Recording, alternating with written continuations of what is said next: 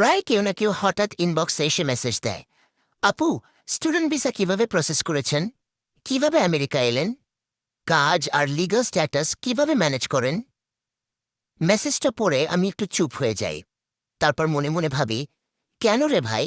মানে তারা এমনভাবে প্রশ্ন করে যেন আমি রিপ্লাই দেব, ও খুব সিম্পল, একটা ফর্ম ফিল আপ করলাম, 2টা ইউটিউব ভিডিও দেখলাম, তারপর প্লেনে উঠে সোজা আমেরিকা। আরে ভাই, এটা কি ম্যাগি নুডলস নাকি? 2 মিনিটে রেডি হয়ে যাবে।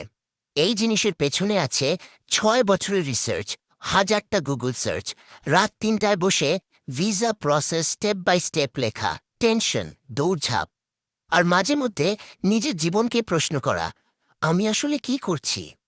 আর তারা আশা করে আমি সব কিছু এক লাইনে বুঝিয়ে দেব, আপু একটু ডিটেলসে বলবেন।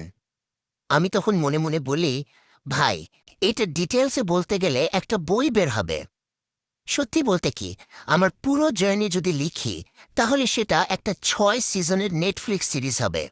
আর ভাই ইনবক্সে এসে বলছে, আপু এক টেক্সটে একটু বুঝিয়ে দেন।